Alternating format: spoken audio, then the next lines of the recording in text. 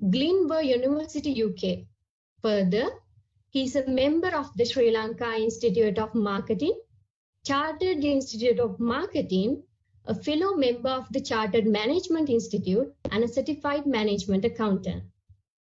He is currently serving as the co-editor-in-chief of the South Asian Journal of Marketing, published by Emerald Publishing, senior associate editor of the FIIB Business Review, published by Sage Publishing, and the managing editor of the South Asian Journal of Tourism and Hospitality, published by the Faculty of Management Studies. Recently, he has accredited as a fellow chartered manager by the Chartered Institute of Management UK. Considering his valuable contribution to the research and academia, Publishing UK has appointed him as the editor of its South Asia region. With this brief introduction, I cordially invite Professor Dewasiri and Jayantha to moderate the intellectual dialogue. Over to you, sir. Very good morning, everyone. Thank you, Mune, for your introduction. So I take it as a great pleasure and honor to moderate this panel discussion. As you are aware, Sri Lanka is facing severe economic turmoil. For an example, the inflation is skyrocketing, the local currency depreciated, gross domestic production was dropped, and foreign direct investments have been declined during the past 2 years. We live in an uncertain environment that we have not faced during the last century. We identified investments as the major strategy to avoid this hard punch, but investing in uncertain periods creates lots of risk for the investors. With that understanding, let me introduce our valued panel members today. Our esteemed panel consisted of Mrs. Nelumani Daulagala, Mr. Rajeeva Bandaranaike, and the Seneviratne. Mrs. Nelumani Daulagala, she is currently working as a Deputy Governor of the Central Bank of Sri Lanka with over 30 years of experience CBL in different capacities in the areas of supervision and regulation, unbanked financial institutions, macro surveillance, finance, international operations, risk management, regional development, and human resource management. In addition to that, Mrs. Daulagala, as the chairperson of the Sri Lanka Accounting and Auditing Standards Monitoring Board, and also holds a Master of Science degree in Financial and Business Economics from the University of Essex, United Kingdom, and a Master of Business Administration degree from the University of Sri Lanka. She is a fellow member of the Chartered Institute of Management Accountants, United Kingdom. Mrs. Nelumani, so we'll welcome you for the session. Then Mr. Rajeeva Bandaranaike, he is the Chief Executive Officer of the Colombo Stock Exchange. He has served in a senior management capacity at the Stock Exchange in trading, clearing, and settlement, branch development, marketing, and human resources, and has led several market development initiatives as well.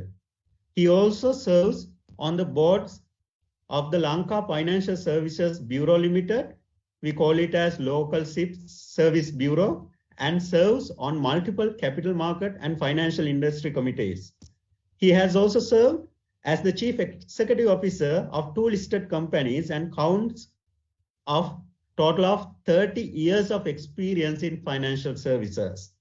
Mr. Bandaranaike holds a degree in law, LLB, from the Open University of Sri Lanka and a master's in business administration from the University of Southern Queensland. And also, he holds a postgraduate diploma in marketing from the Chartered Institute of Marketing UK and the stockbroker certification from the Securities Institute of Australia. Mr. Rajeeva Bandaranaike, we welcome you for the session. So next, I would like to introduce Mr. Dimantha Seneviratne, who is the Chief Executive Officer, Director of National Development Bank PLC. He also counts over 30 years of experience in the banking industry and is widely known as a transformational leader. Having joined NDB in 2017, he transformed it into one of the most agile and fastest growing banks, which is now the fourth largest listed bank in Sri Lanka. Prior to joining NDB, he was the Director, Chief Executive Officer of the Pan Asia Bank Incorporation PLC for 3 years, leading it to a high-performing mid-sized bank. He had spent over 15 years with the global giant HSBC Group, where he has held several senior leadership roles, including Chief Risk Officer position in several jurisdictions, covering Sri Lanka, Maldives, Bangladesh, and also the Thailand. He is the immediate past president or past chairman of the SLBA and a past president of the Association of Professional Bankers of Sri Lanka. He is a fellow member of the Chartered Institute of Management Accountant, FCMA UK, CGMA, and a senior fellow member of the Institute of Bankers of Sri Lanka. He holds an MBA from the Postgraduate Institute of Management, University of Sri Jayantha, and a BSc from the same university. He successfully completed the High Potential Leadership Program at the Harvard Business School, Boston in 2016. Mr. Dimantha, we welcome you for the session. Thank you. Thank you. So as I emphasized at the beginning, Sri Lanka is currently facing the most unprecedented challenges in its post-independence economy, with a very high inflation, foreign exchange crisis, heavy debt burden, and so on. So what are the measures needed to regain macroeconomic stability and financial system stability? That is a question for most of us. Mrs. Nelumani Daulagala, this question is for you. So what are the measures needed to regain macroeconomic stability and financial system stability, since we are in an uncertain environment? Thank you, Professor Dewasiri. Thank you for the kind introduction. And also, I must thank the Faculty of Management Studies for inviting us today to participate at this important event. Well, to respond to your question, let me start by giving some perspective. Quickly, I'll do that, as to how we got here, what caused this challenging situation we are currently in. I hope I'm audible. Yes, we can. Okay, thank you. So as you know, Sri Lanka faced some major external economic shocks in the last few years. We had the Easter Sunday attacks in 2019, then we had the COVID in 2020 that continued impacting economic activity to 2021 and 2022. Then we had the socio-economic and political crisis in 2022. So all, in addition to this, we also have the structural weaknesses in the systems prevailing from the time we gained independence. And also there were some unprecedented policy missteps, ill-timed policy choices in the past few years.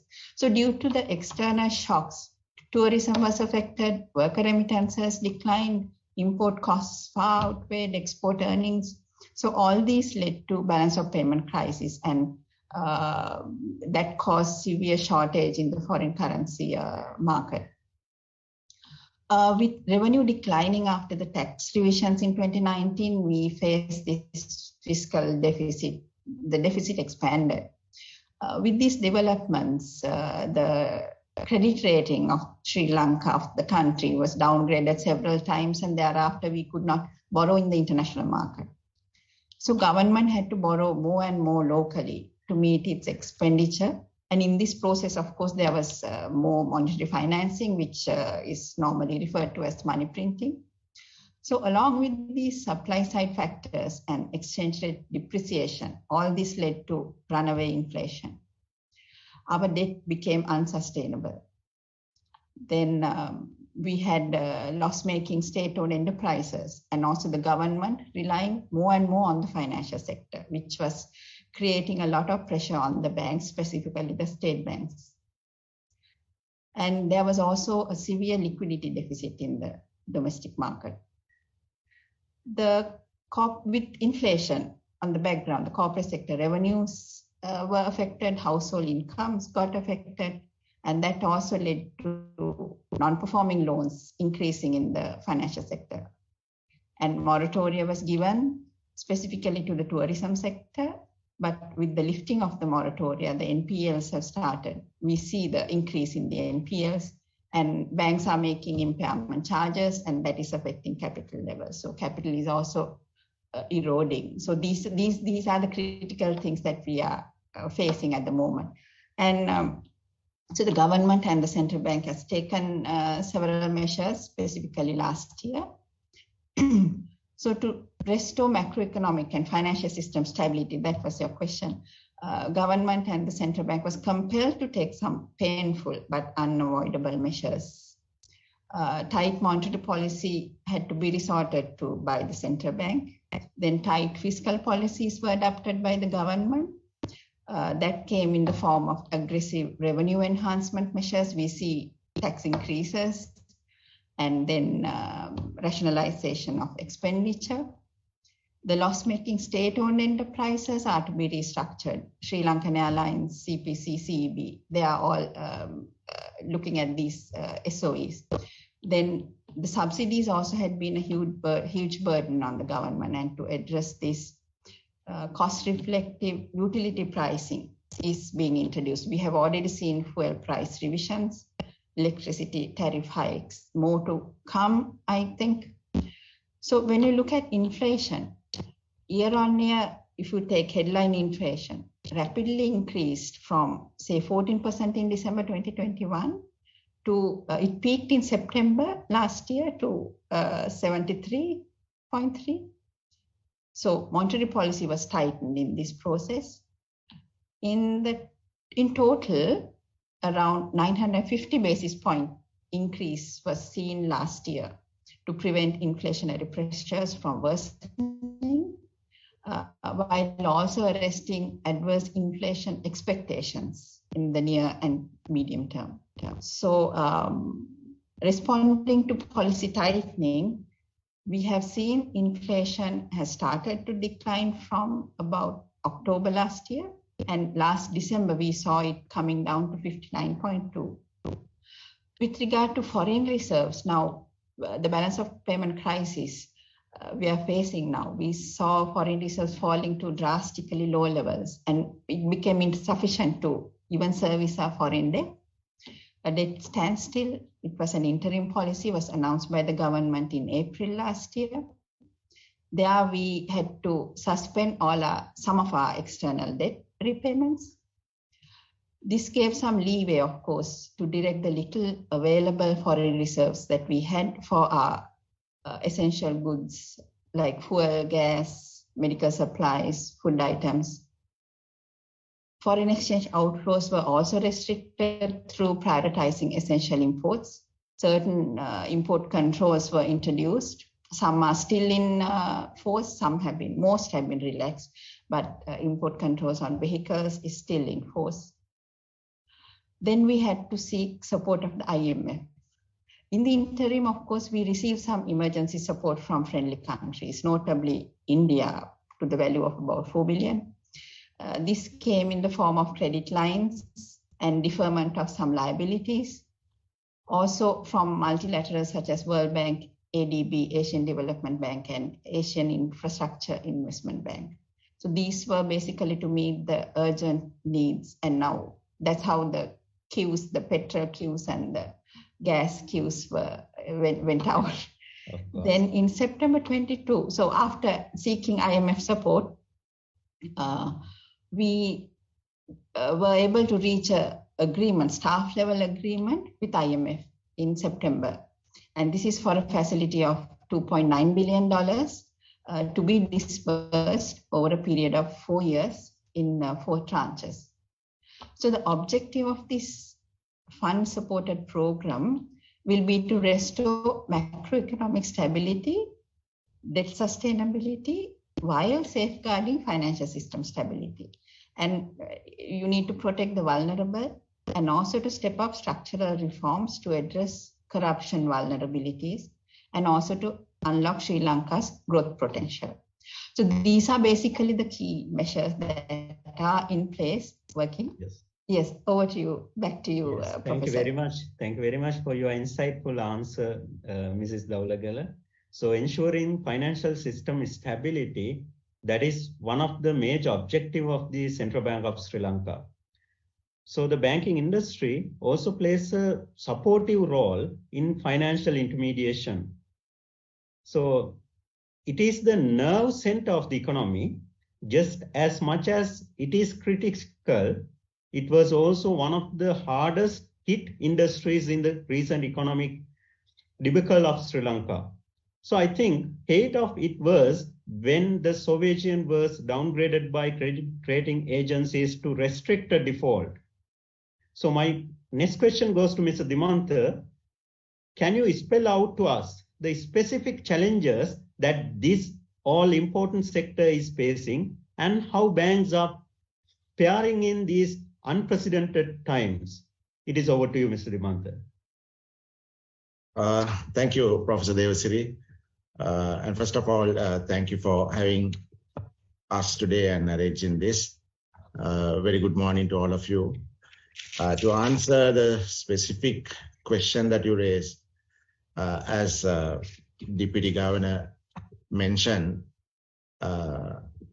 we are going through a very unprecedented challenges that we have never seen before.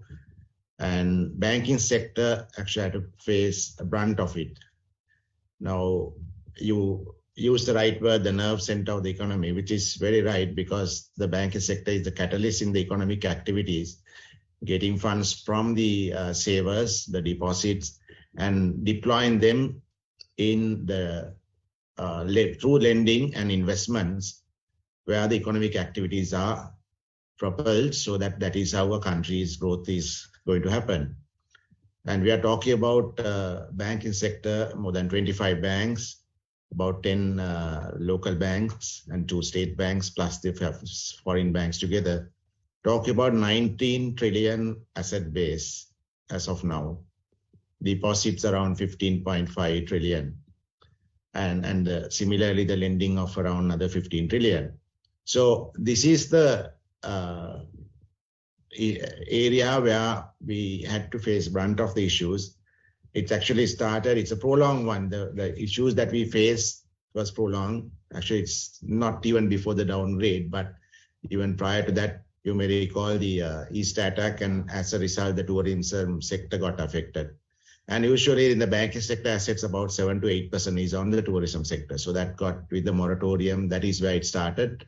Thereafter, the COVID pandemic that was there for 2+ years. And then that led to the country's current challenges as well.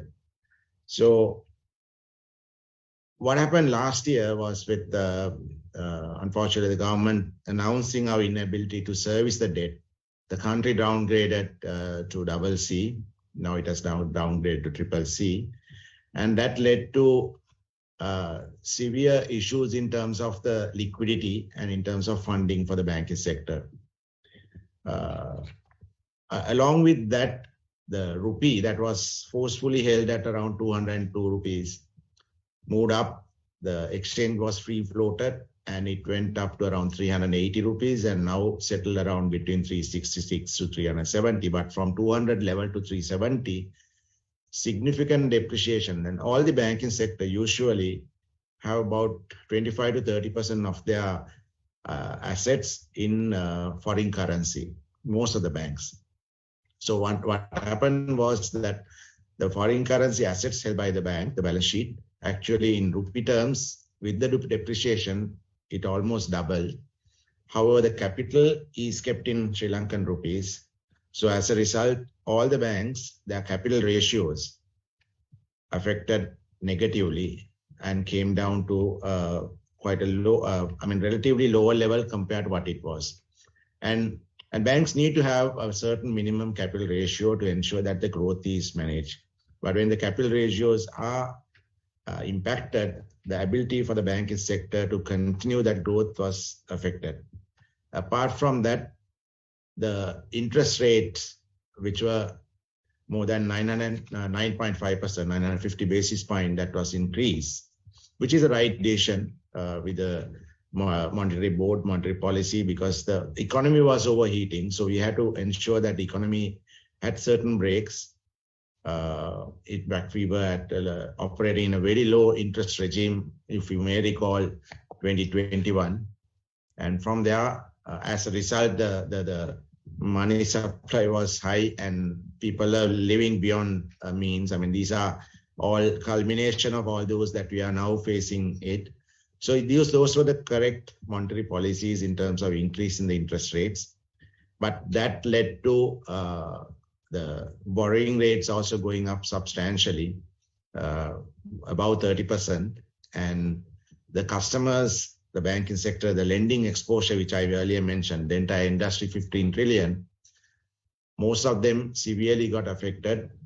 And most of them who were in the moratorium, because the regulator, the banks also provided a moratorium, especially to come out from the COVID challenges. And when they were coming out from the moratorium, the interest rates have gone up.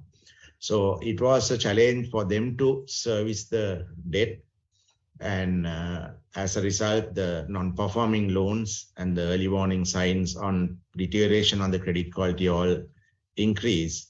So banks have to put brakes on that as well, and also provide more assistance to these customers who are going through challenges, not because of any of their fault, but the economy as a whole. We had a negative GDP growth rate of almost 9% last year.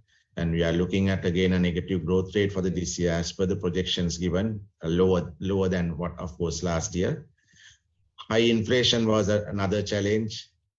Inflation peaked at 80% year on year in November, but it has now come down, as Deputy Governor also mentioned, now to around 59%. Hopefully it should come down further on a higher base though. So all that, the brunt of all the challenges have to be faced by the banking sector. One side, the capital got affected. On the other side, the credit quality, the performance of their lending book got affected. Then in terms of managing the margins, on the other side, there's a tax rate also substantially increased. The corporate tax also from 24% 30%. But apart from that, various other tax. So the banking sector, in effect, is now charged at about 55% tax rate. So all that together have basically put a lot of pressure. Apart from that, with the country getting downgraded, another issue that we all faced was the foreign currency liquidity.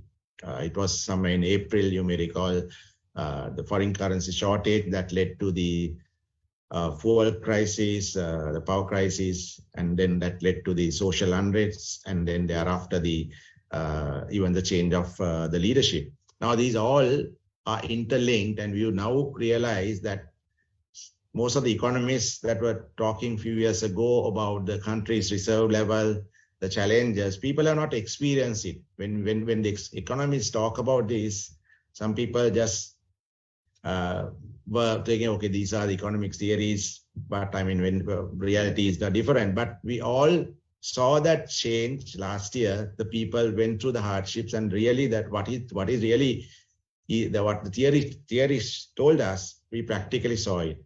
So this is where we need to, and then now again to come out from that problem, as the Deputy Governor mentioned, the fuel issue mostly sorted thanks to the central bank providing dollars. How central bank providing dollars is banks are selling 25% of our remittance earnings and the export earnings to the central bank, which was one of the regulations that we have. In addition to that, another 10% that we have been selling in terms of a coal fund, which most likely might go out soon. However, with this funding, temporarily we are managing, but we need to ensure that the economy come to the right track. One couple of good things are the import reduction. The countries with the import controls and all, we had seen imports reducing, and the export side it's picking up. So the balance of payment side is improving. Another good sign is the remittances that are picking up. We have seen December remittances picking up to more than $475 million. So all are some of the good things that are coming up. But last year was the most challenging one. So Yes. This is where we are now operating, helping our customers to come out from these challenges and be ready and steady to meet the pickup that is expected after the IMF correction. Yes. Thank you very much for your wonderful answer, Mr. Dimantha. I totally agree with you indeed. So we have to consider the ways and means of bringing foreign investments to face the exchange crisis in Sri Lanka. So that is the need of hour. So Mr. Rajeeva, so what are the strategies you can take to increase the investments in Colombo Stock Exchange in this turbulent environment? How you can uplift the foreign investment in the stock market? This question goes for you, Ms. Rajeeva. Hello and good morning. Thank you, Professor Jayantha, for kindly inviting us and including capital markets to be part of the program. We're very happy to be here. Having worked with Sabaragamuwa, I think quite closely in the recent past, particularly Jayantha. I think to put things into perspective, including capital markets to be part of, first share some very happy to be here. Basic data so that we get a full picture of where we are. So if I go back just a year or two ago, I think to put stock market did relatively well, let's say in 2021, along with all the challenges, simply because I think people had nowhere to put their money. So if I go back investments as a result, we saw the world share price relatively well, S&P, SL, increasing by 80% and all the challenges respectively. Because I think people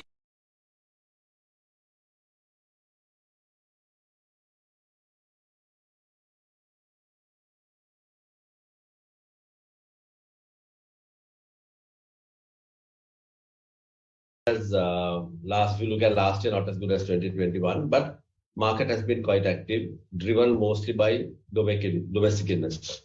Now, the highlight that I wish to point out was last year, after 4 years of look at last year, not as good as 2021, but foreign market has been quite active. We had a mostly healthy domestic investors. In fact, we had something like 51 billion that I wish to point out inflow last year from the secondary market, both from the secondary market and the primary market. Market has been quite stock market last year, and this year we have seen about 200 million or something like inflow for the first 2 weeks inflow of 2023 as well. Secondary market. So that's where we are. So we have seen some level of interest last year and the market we have seen about 200 million. Now let me also for completeness say deal with both sectors, local and the foreign. That's where we are. The entire local perspective because some level of base is also very important to sustain the stock market. Now let me also from the local perspective there are a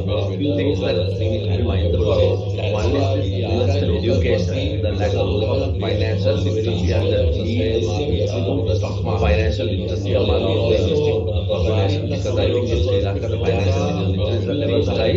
Financial literacy is challenged, so it's very important that the lack of engage the levels of financial literacy, particularly among the financial literacy. And one quick example I can give is the social media. Self-style experts and a lot of advice, etc., which are sometimes not quite accurate and people can get misled. So there is the social media. Important experts talking about risk in equity markets, how to manage, etc., how to minimize risk, etc. So I think that in the education part is important to encourage local investors in the market. We are seeing about threefold increase in the number of local investors in the market in the recent past. The second thing is about improving accessibility and convenience in the education market to the people. I think we have been able to do that. Digitization, threefold making available all the material in all the languages. The second thing is about making efforts those can be translated and given to the people in these languages and also in very simple, understandable manner. And of course, expanding the product suite, I can talk about later. So if I get into the aspect of foreign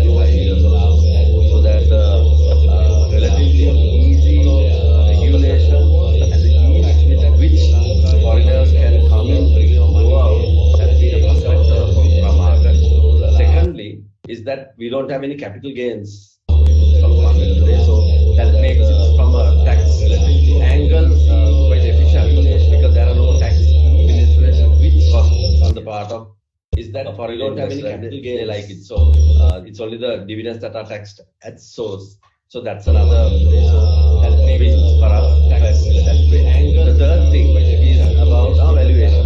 Currently, relative to other markets, the part of our market is relatively cheap in terms of valuation, so that makes the market attractive. It's only the for any foreign investor to get in, and we saw that happening last year. There was some foreign inflows now, but there are some challenges. It's only the for any foreign getting foreign investors, and we must recognize what those challenges are. First and foremost, I think our country rating itself will prevent some of the institutional large funds from coming because they have, but there are some country rating to enable them to invest their funds. Secondly, there are some challenges in the repatriation of funds in the past, which I think most of it has been ironed out by central banks actually now, and that lag they have repatriation and more or less been cleared. Then another factor that probably there are some challenges look at is how stable, which I think economy has been ironed out by political stability. So those are two factors that lag they look at policy consistency, etc. So those are some of the challenges that we have currently in trying to address for investors. So from our perspective, what can we do? Well, we have been consistently improving the policy consistency so that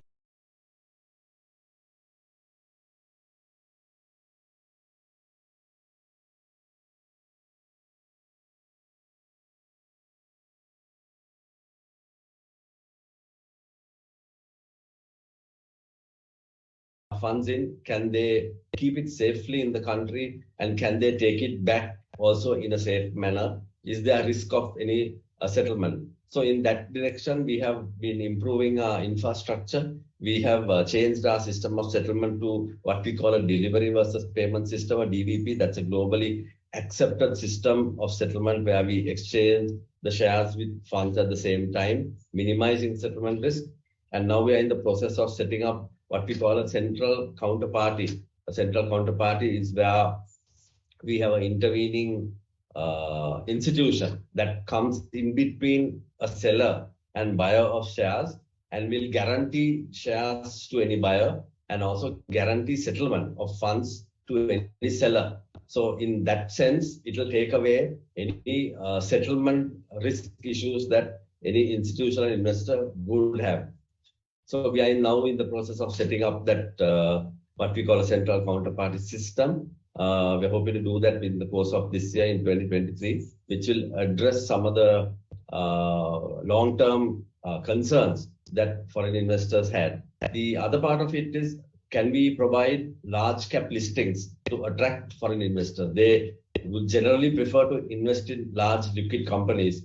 And in that direction, I think we are working to see whether some of the state-owned enterprises, once they are reformed and brought in, whether it can be listed in the market, thereby offering greater choice and value for any foreign investor. So these are some of the initiatives that we are currently working and some of the challenges that we face.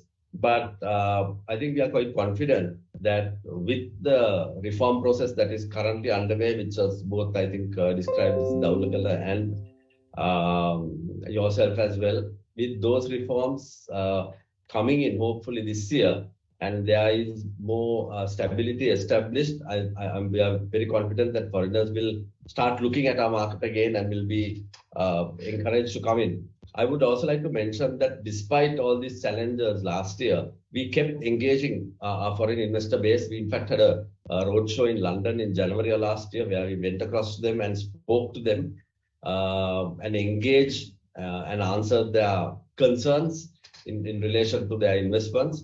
Then the market intermediaries like stockbroking firms have been continuously engaging foreign investors, and in September of last year, we had a delegation of foreign institutional investors visiting Sri Lanka. Despite all of that, which shows the level of interest that they had. And in fact, there were meetings arranged with the president and the governor of the central bank as well. So there is continuing interest. I think we need to get all these sort of gaps into place. And if we can do that successfully, we are very confident that we can attract some of those large institutional funds that flow into frontier markets like Sri Lanka. Yes, thank you very much, Ms. Rajeeva, specifically for the key initiatives you have taken in order to ensure the trust of the foreign investors while ensuring the credibility of the Colombo Stock Exchange. So as Dimantha mentioned, most of the macroeconomic factors are interrelated, and a decline in one factor may cause an impact on other factors like inflation and interest rates. The government decided to increase the market interest rates in order to control the inflation. But on the other hand, the increase in the market interest rates would pave the way towards a decrease in bond market prices. So that is a consequence. So Mrs. Daulagala, what are the key initiatives you have taken in this regard? So, Professor Dewasiri, as we mentioned earlier, of course, yes, we see the high interest rates and mainly driven due to high inflation and elevated inflation expectations. So to contain inflation, central bank, as I said earlier, took aggressive measures to tighten monetary policy. So last year alone, we had 950 basis points increase it happened in 4 instances, like 50% in February, 100 in March, then 700. Never before we have had such a high increase in policy rates. So 700 basis points in April and then another 100 in July, all last year. So all this led to the steep increase that we see in the market interest rates. In addition to that, there is also a lot of other developments, socio-political developments, and also there is a risk premium that is also embedded in this, coming from the uncertainty surrounding the domestic debt restructuring. There is a lot of uncertainty there. As I said, along with the IMF facility, we need to give some assurance to that we can achieve debt sustainability. So to achieve debt sustainability, we have decided, or rather measures are being taken to restructure our debt. The primary focus has been on external debt restructuring. The debt repayment suspension was on external debt restructuring. That is being looked at, and we have appointed, the government has appointed the financial and legal advisors along in consultation with IMF. The restructuring process is under discussion, but there is still a huge question on whether the domestic debt will be restructured. So that risk premium is at the moment embedded in this in the market rates. But however, with the inflation declining, we see that there is some correction in the market to a certain extent. We have seen in the last few auctions, especially the treasury bill rates have declined quite a lot. And I think the very last auction, we saw all 3 rates, like 3 months, 6 months, and the 1-year rates all coming below 30%. Yes. So, and all the offered amount was fully subscribed as well. So these are favorable developments in the government securities market and issuance of government securities, which in turn will also reduce the pressure on the high yields through increased demand. So if these uncertainties are addressed, there could be greater stability and orderliness in the government securities market, we believe. So hopefully, if we can somehow get the IMF Executive Board approval for the facility as soon as possible, I think that will unlock a lot of other financial assistance from other multilaterals as well. I think that will be a positive step towards the whole economy. Yes. And along with this, we can see the yields moderating, and also bond prices will also gradually increase in the future. Yes. Thank you very much, Mrs. Daulagala, for your informative answer indeed. So we know that the regulations play a vital role in attracting foreign investors. So my next question goes to Mr. Rajeeva Bandaranaike. So do you think that the regulation should be amended to attract foreign investors? So if so, what are your suggestions? Mr. Rajeeva, it is over to you. Yes. So as I mentioned earlier, currently the processes and the regulations that we have facilitate foreign investment. If you look at really from the early 90s, we have been one country and one market where foreigners can bring in their funds and take out all of what they brought in, plus any dividends and gains that they have made without the need for any additional approvals or regulatory approvals, making the entry and exit of funds quite seamless. In addition to that, as I mentioned earlier, even the tax regime is quite favorable because there are no capital gains that are imposed, making it very easy for foreign investors because they don't have tax administration costs, etc., in bringing their funds in. So I think, Prof. Dewasiri, if you look at it holistically, we have a good set of regulations that enable the free flow of funds in and out. So I don't think there's any more tweaking that is necessary to attract foreign investors. But on the flip side, if you look at the disclosures, if you look at corporate reporting, there are certain improvements we can bring. I mean, can we improve our disclosures, timely disclosures by listed companies, for example? Can we improve it further? Directors' disclosures, can we improve it any further?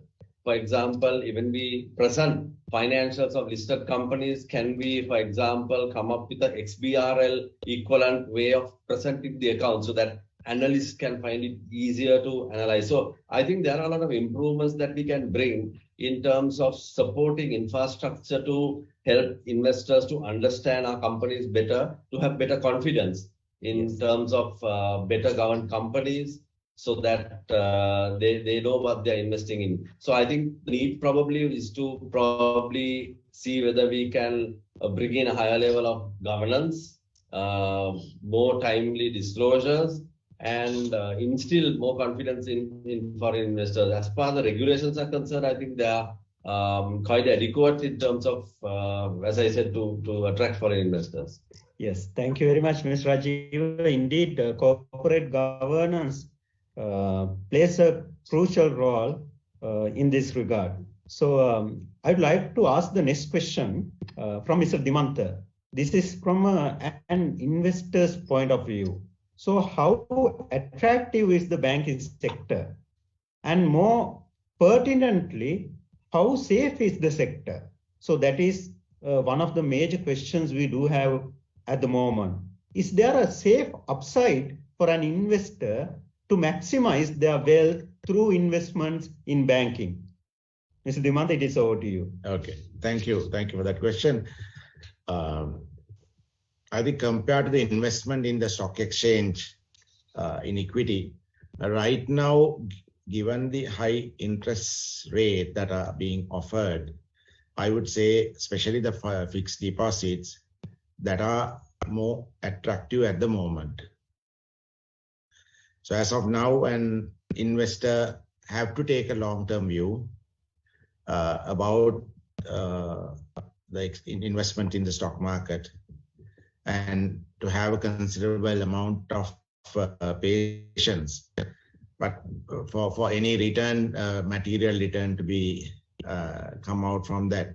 But on the other hand, the deposits, since they are offering a high rate, one of the highest in terms of history, I think right now it's a better option compared to the stock market, I would say. But on the other hand, the other investment options are the government bills and bonds, which are offering better rates than the bank's fixed deposits. However, as Deputy Governor did mention, that has a certain element of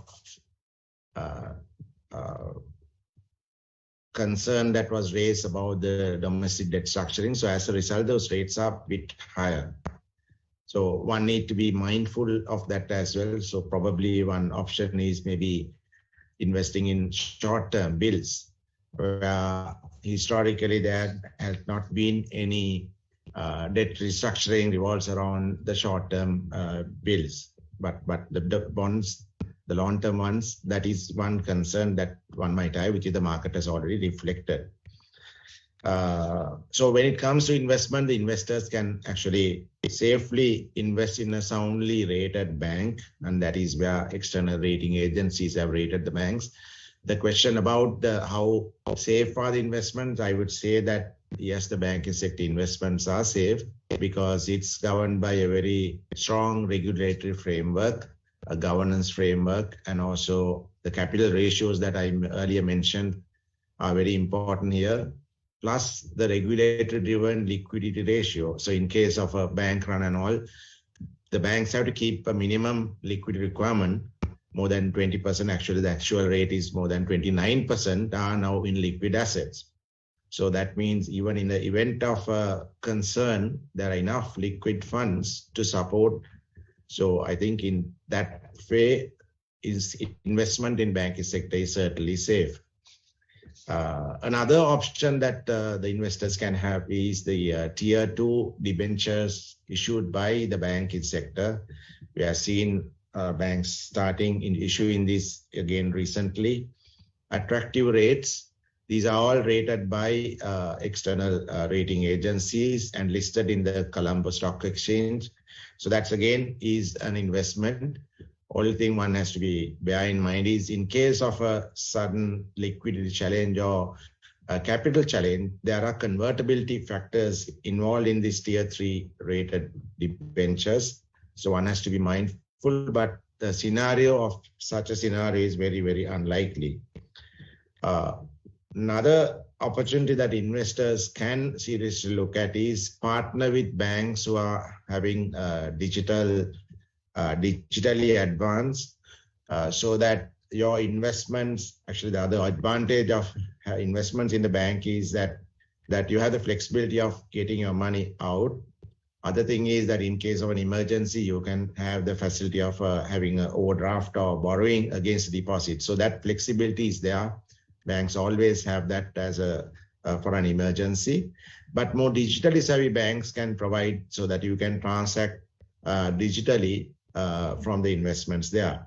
And these where a bank like NDB can come in, where you have several subsidiaries in different investment areas. Now, for example, the stockbroking firm or the wealth management funds, so that you can basically manage these funds within the portfolio of investments, either wealth funds or the stock funds or the deposits.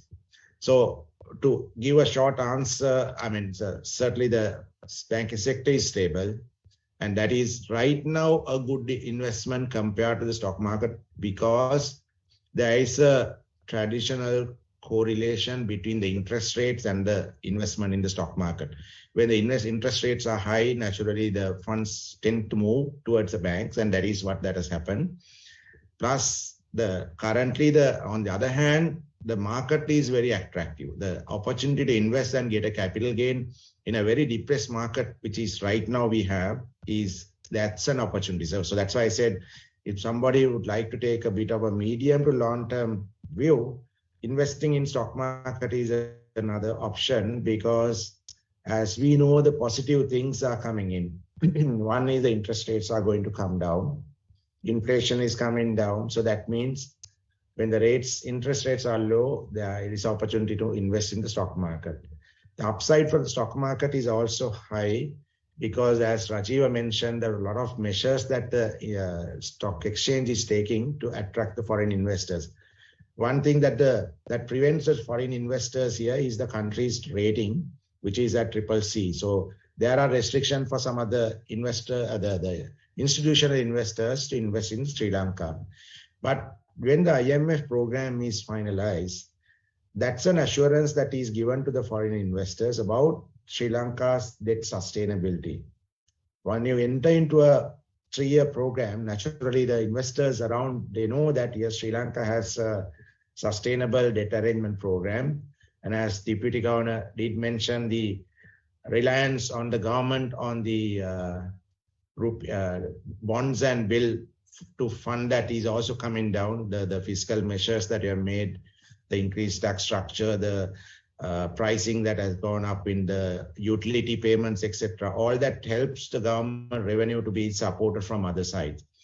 So I think those key factors would show that there's always a uptick is there. So that means probably when the interest rates are coming down, the investor community can start gradually moving to the stock market, and whoever moves early, also there is upside gain that I think theoretically we can look at, that there can be upside gain for that. Yes, thank so you. These are the some advice that I can provide in terms of investment angle. Yes, thank you very much, Mr. Dimantha, specifically highlighting on the risk factors and how to mitigate the risk via portfolio management and so on. Thank you very much for your insightful answer. So we know that investments play a crucial role in rebuilding the economy. So my last question to Mrs. Nelumani Daulagala: have investment in government securities declined in this turbulent environment? If so, what are the factors affecting this decline, and what are the key measures being taken in order to address this issue? It is over to you, Mrs. Nelumani. So, of course, foreign investments in government securities market has obviously declined. Most of the foreign investors left the government securities market in the past several years. But when you look at the domestic investors, we have actually seen an increase in investment appetite even during these challenging times. Of course, it is due to the high interest rates. So amidst the market concerns, of course, there is possible domestic debt restructuring. That is the risk premium built in, as I said earlier, in the high rates. So the high rates have basically created this demand for government securities, but now we see a declining trend taking place in the T-bonds and T-bill yields. So if you look at the outcomes of the recent government securities auctions, we have seen an increase in market appetite, to say that the offers have been even more than the maturities. We have offered in excess of the maturities, and still we have been able to have full subscriptions. And the auctions, after the auctions, we opened the second phase. And even during the second phase also, we have had subscriptions, and the government has been able to raise more funds than the initially offered amount. So that shows, it is evident that there is much appetite for government securities from local investors. And this is also, we can see in the CDS, we have these active securities accounts.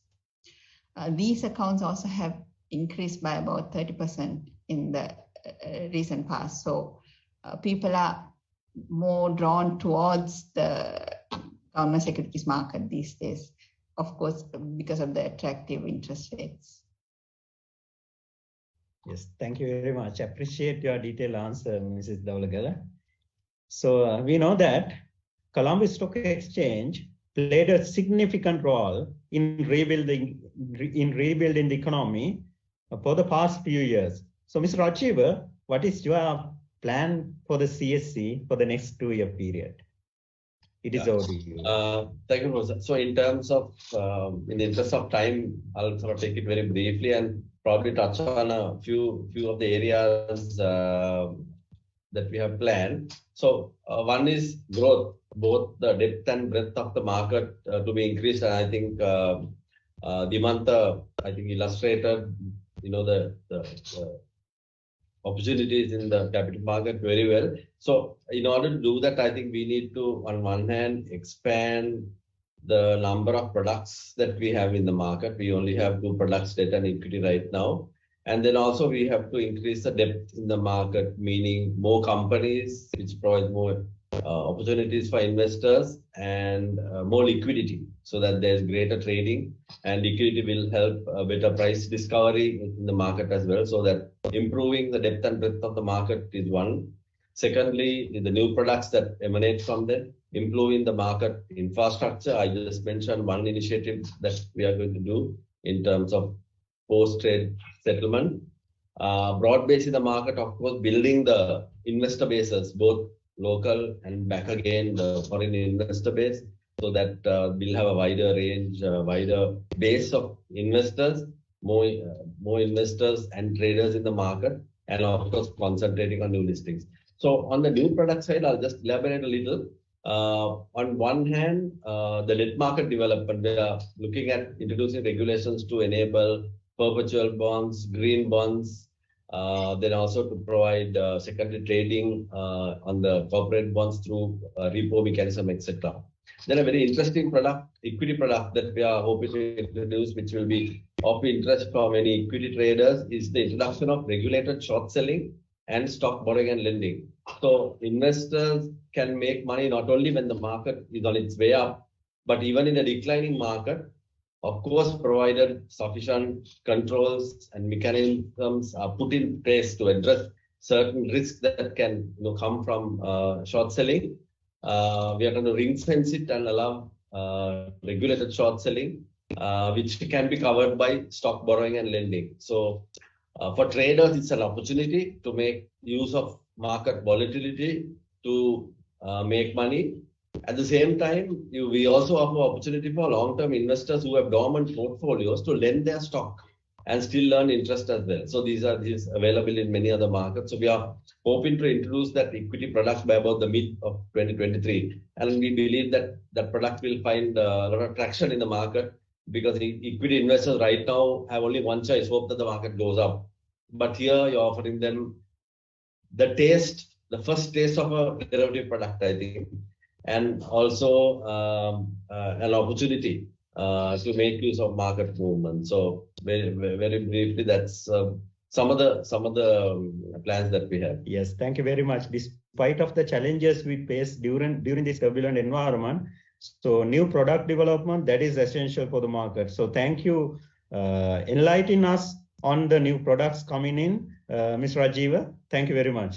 So my last question of the session, that goes to Mr. Dimantha on investment banking. So as the market leader in investment banking, you probably have a valid perspective on the impact of the current situation on investment banking as well.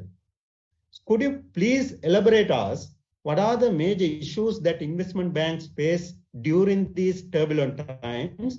And also, secondly, how do you develop strategies to uplift investment banking in Sri Lanka? It is over to you, Ms. Dimantha. Okay, thanks.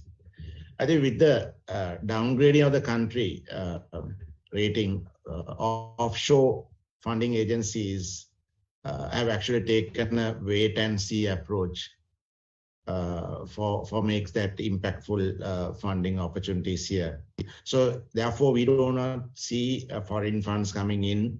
Typical investment banking usually works on mergers and acquisition, getting equity raise for some of the corporates or the banks.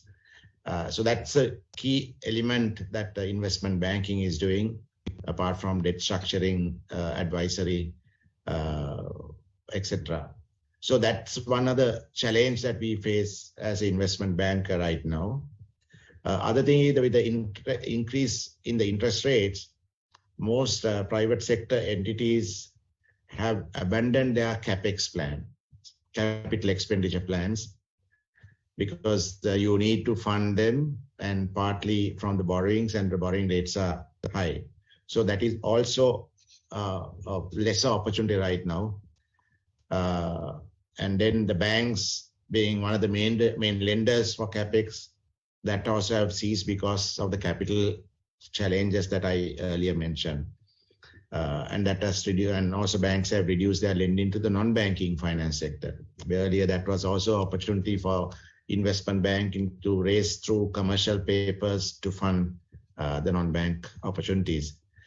On the other side, banks have divested their investment into the government securities, etc. So in a scenario where mergers and acquisition options are limited, we need to create that demand. So that is, I mean, the strategy-wise, that is one thing that we are working on. The other challenge that we face is the staff turnover with the country situation. Some of the top talent in the investment banking side naturally look for other opportunities elsewhere, maybe overseas where the markets are picking up. So that is one of the challenge that we have. So what we as an investment bank, what we do is, one is the geographically, we are trying to diversify our activities to the region like Maldives, Bangladesh, where we do have a subsidiary, and also trying to create collaborations where we don't have the ground presence to have the collaboration.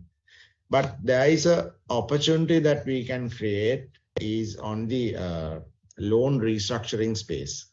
Now, with a lot of non-performing loans that are picking up, there are a lot of multi-bank exposures that an investment banker can take up the role as the negotiator on behalf of these corporates to negotiate the debt structuring. So that is one area that we see there is an opportunity, because so many companies overexposed with the lending and they need to come out from that and then manage. So that a good level of discussions that has to happen. So that is one area, and also the managing these stressed accounts. Again, that need more financial advisory in managing stress accounts. So that is again another area. Plus the recently announced SOE restructuring, state-owned enterprise restructuring. That again, investment bankers have a role to play in finding good investors here. And these are some of the areas that we are right now concentrating in the absence of a lack of mergers and acquisition opportunities that earlier we used to have. Yes, thank you very much for your insightful answer, Mr. Dimantha. We appreciate that you have taken corporate strategies such as diversification and also white ocean strategies such as competitive collaborations in place, having a competitive advantage in the region. Yeah. So thank you. Another thing I forgot to mention was the opportunity that earlier Rajeeva was talking about. Yes. The green funds or the Islamic funds or the blue funds, green bonds. Now that's another area that the investment bankers can work on. We have quite a sizable portfolio of exposure qualifying for the green funds. So that's again another area that now we are working on. Yes. So thank you very much, our valued panel members. So we do have one question from the audience. So I would like to proceed with that question also. So I'll read out the question. Sir, could I please know what are their recommendations? What should the government done next to overcome the current crisis in the country?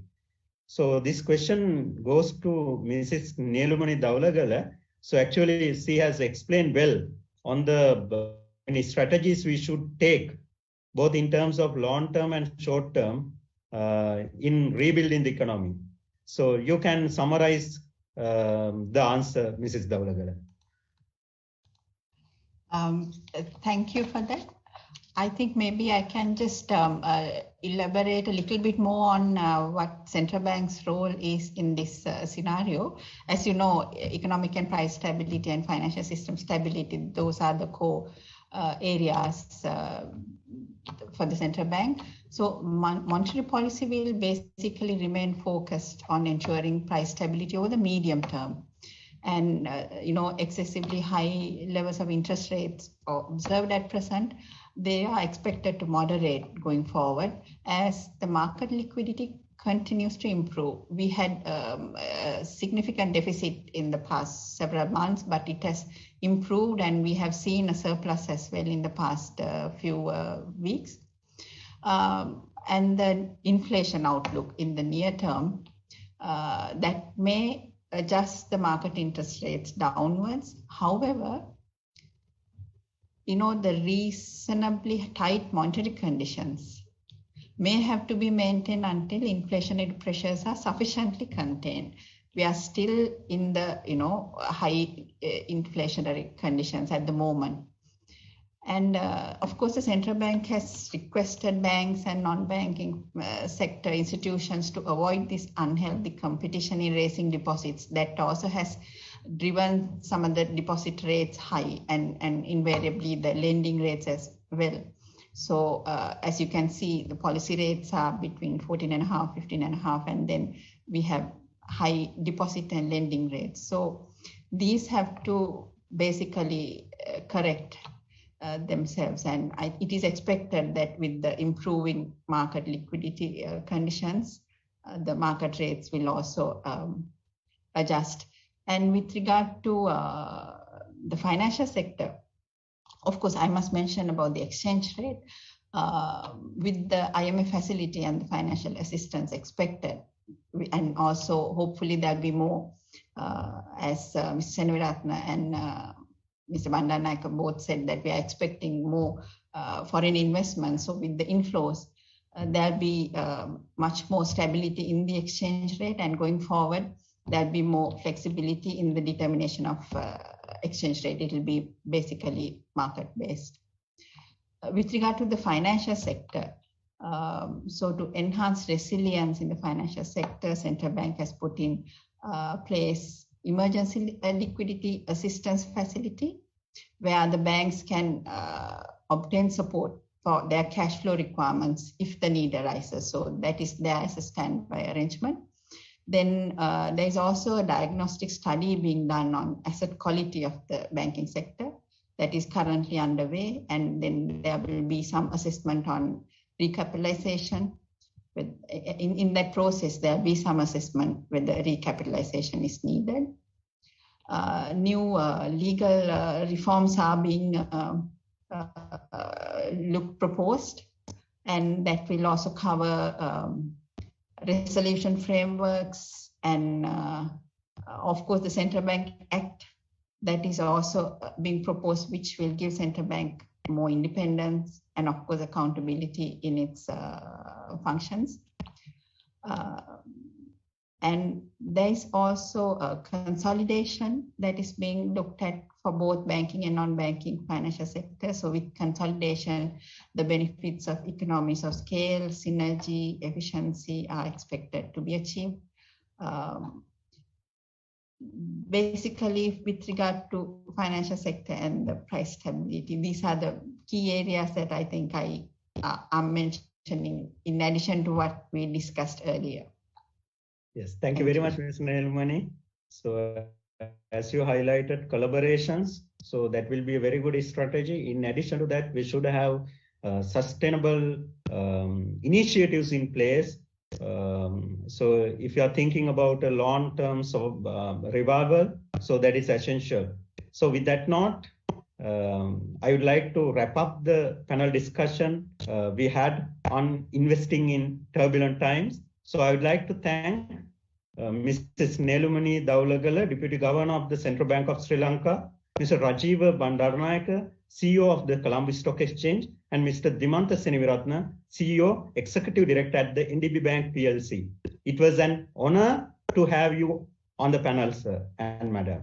We know your time is precious, and we are immensely grateful you were able to carve out some time with us. So thank you for helping make this timely needed discussion a great success. So with that note, I would like to invite Ms. Hiroshi Pires in order to proceed with token of appreciation and the vote of thanks. It is over to you, Hiroshi.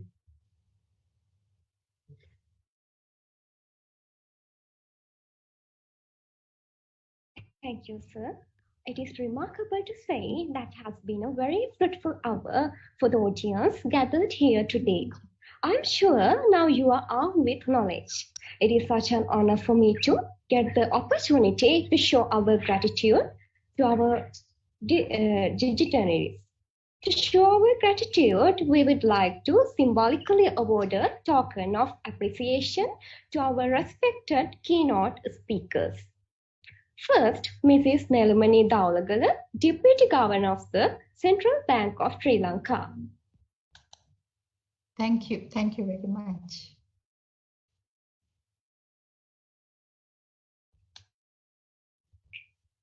Then, Mr. Rajeeva Bandaranaike, Chief Executive Officer of Colombo Stock Exchange. Thank you. Thank you very much. Finally, Mr. Dimantha Seneviratne, Chief Executive Officer of National Development Bank. Thank you very much.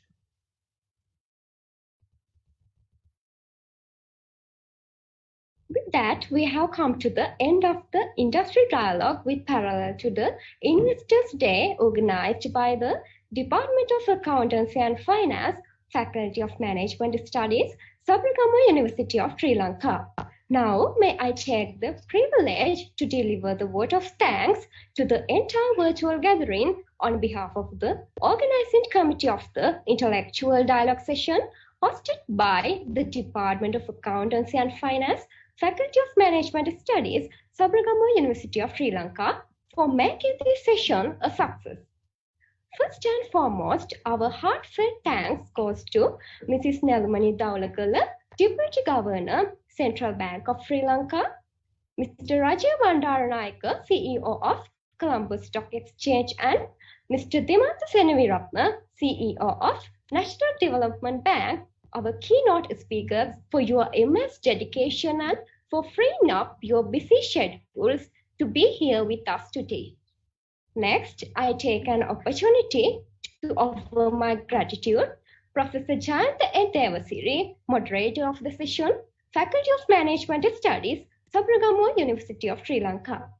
A special thanks to Professor Gnanapala, Dean, Faculty of Management Studies, Sabaragamuwa University of Sri Lanka, and Professor T.G. Dharmaratne, Head, the Department of Accountancy and Finance, Faculty of Management Studies, Sabaragamuwa University of Sri Lanka, for providing immense support to make this event successful. We would like to extend our gratitude to Ms. Dilini Rambika, Session Coordinator and Lecturer, Department of Accountancy and Finance, Faculty of Management Studies. And also, we would like to offer our heartfelt thanks to CFA Society of Sri Lanka for their sponsorship, which has perhaps helped us pull it off with great glory. Not only that, but also we extend our gratitude to organizing committee of the Investors' Day, all the lecturers and all participants for their enormous cooperation. So, before winding up the session, as the closing monument of this session, Investor Day, I would like to request all the participants to switch on the video to take a photograph.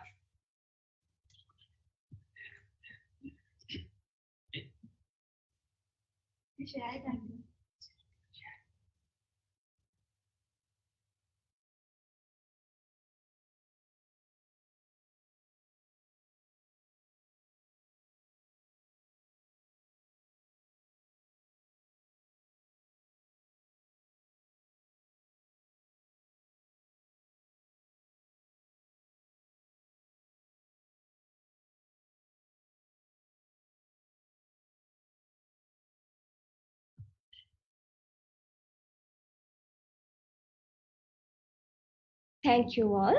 Stay safe. Have a nice day.